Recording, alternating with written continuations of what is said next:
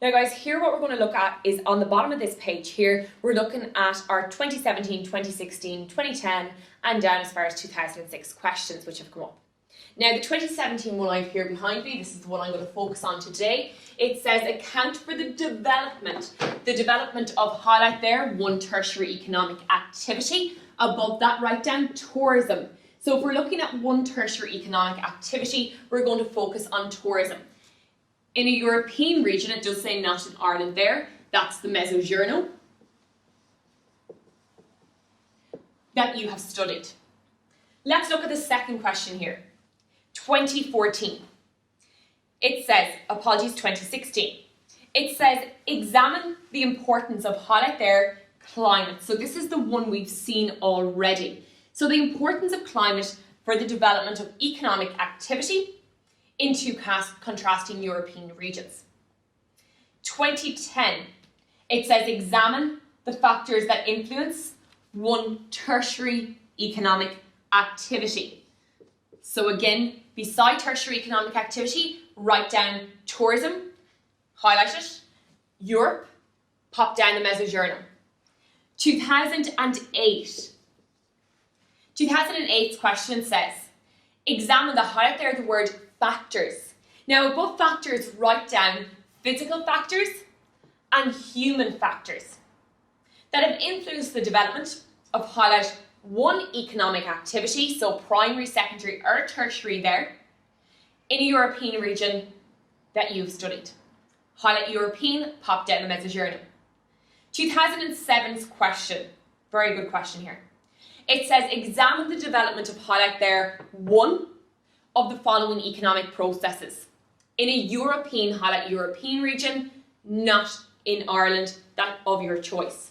Now here they give you industry. Beside industry, write down / manufacturing and pop down secondary economic activity. So your industry is your secondary economic activity, usually referred to as manufacturing industries. Tourism, beside it pop down tertiary, and that's what we're going to concentrate on now. Now we're going to flick over our notes to where we have our tourism essay on page 143. Apologies, 147, okay? So 147. Now here, what you'll see even for the 2017 marking scheme, they said they want 15 significant relevant points. So as always, 15 SRPs, 15 minutes. Now if you look down through what they say there, where is our easy marks? Their first one there. They say credit factors that influence the development of a named tertiary economic activity to SRPs, okay? Now, when we're going down through this here, we're going to be looking at our attractions, both physical and human. We're also going to be looking at our government strategies. So we'll get our 2 marks, 2 plus 2 there are 4 marks in total. We actually have too many factors if I'm being completely honest, okay? So that's where really, really easy marks. The second thing, they say 2 specific examples, 2 plus 2. So for example here, we'll be saying the Amalfi Coast, we'll be saying Mount Vesuvius and Pompeii. They're going to be our examples as we move through there. Another 2 plus 2. So guys, that's 8 very quick, very easy marks for you to get by just being able to read the marking scheme there and actually understand it.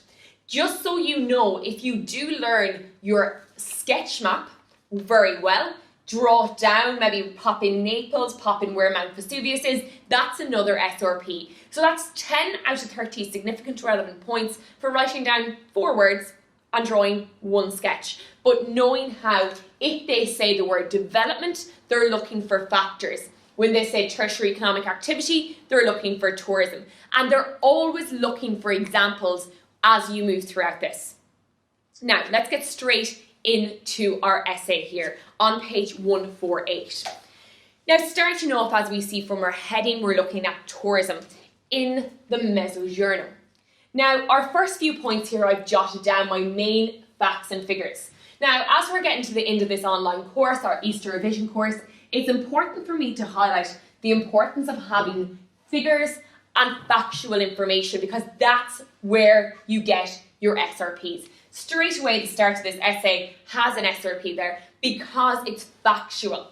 A significant relevant point, generally 2 pieces of factual information, okay? So for example, the one I always say is limestone is a permeable rock. Permeable means water can pass through it. There's an example of an SRP. It's 2 kind of factual sentences combined. So here they say, tourism is an important economic activity for the Mezzogiorno, with almost highlight 67% of the population employed in it. Now, if you think about 67% of the population employed pop in directly or indirectly in the tourist sector, really it's hugely dependent on it, okay? Whether it's people directly employed, maybe in hotels or in museums, or indirectly maybe restaurants, okay? Or the suppliers more so than the restaurants themselves, the suppliers of these restaurants. So if the tourist sector was to go in Italy, it would have a huge impact on the south, on the Mezzogiorno region, okay? So it's important to remember that here because it is a peripheral region. Now, one thing I will say about tourism, and particularly really anywhere in the world, is tourism is very seasonal, okay? Tourism, unless it's in the main city, okay, of a country, you're generally going to find that tourists come during the summer months and then that decreases or declines steadily until the winter, okay? So generally June, July and August for every country that receives tourists are going to be the busiest. In this case, the Mezzogiorno receives over 70 million tourists annually, okay? So 70 million tourists visit the Mezzogiorno. However, 9 million of them are actually coming from the north of Italy, okay? So a huge amount of their tourists are coming from the north. So over half of their tourists. Now think about coming from the north of Italy. That's obviously because there's good infrastructure. For example, the Autostrada del Sal, okay? That's an example of one there. Now here, moving on, are factors that influence it. Now guys, here's our 2+2. So if we look here, we look at our physical factors like climates, let's just say volcanoes, upland areas, there's 2+2 for us straight away, okay? Now, highlight the word factors. There's a number of factors that influence the development of tourism in the Mezzogiorno. The first one here being climate. Now, again, this is kind of like cheating, okay? Because we know our physical characteristics really well, which you should by now, we're trying to zone it in everywhere. So here, given as much information about climate as we can, facts, figures. Summers are hot with a lot of sunshine, again suiting tourists. Temperatures on average reach about 29 degrees Celsius. And winters are milder, averaging around 13 to 14 degrees Celsius. There is a highlight the words Mediterranean climate. So this has a Mediterranean climate, and I hope this has been drilled into you at this point.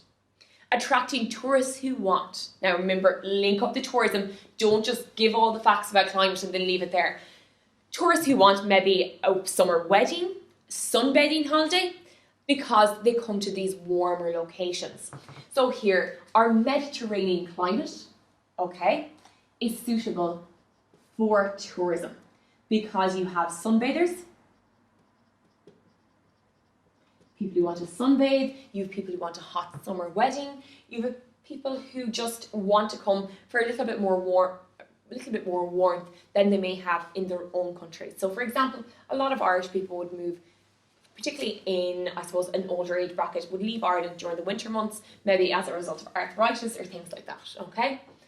Now moving on from there is we have our varied landscape. Now I wrote down mountains, I'm going to write down mountains/coast. Now before we ever think about anything, mountainous areas, okay? That's the Apennine mountain range. What kind of tourists would go there? Mountain climbers, rock climbers. Coastal areas, again, linking up to your sunbathers, your Amalfi Coast, really, really famous region at the moment, okay? Probably because the Kardashians visited there very recently. So our varied landscape, 85% of the Mezzogiorno is upland or hilly, so mountainousy or hilly. Formed during the Alpine folding period, if you want to pop in folding, do. The Apennine Mountains form the backbone of Italy, stretching over 1,050 kilometres down the Italian peninsula. This unique landscape attracts tourists for highlight their hill walking and highlight mountain climbing. So that's how this attracts tourists.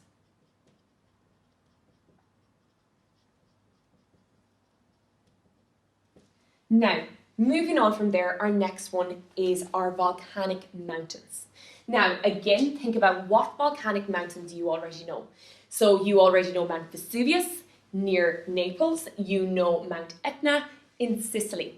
Now, why would a tourist want to visit there?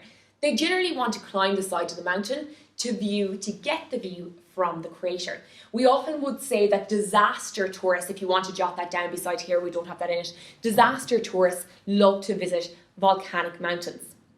So here, volcanic mountains such as Mount Etna, Mount Vesuvius and Stromboli. Stromboli is referred to, jotted down there, the lighthouse of Italy, okay, as it's along the coast.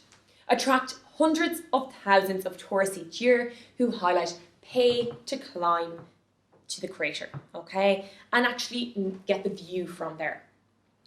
The last one here, and I kind of joined it up before, is our coastline, okay? So I'm going to jot this down from here and pop it down a little bit further, is our coastline. Now,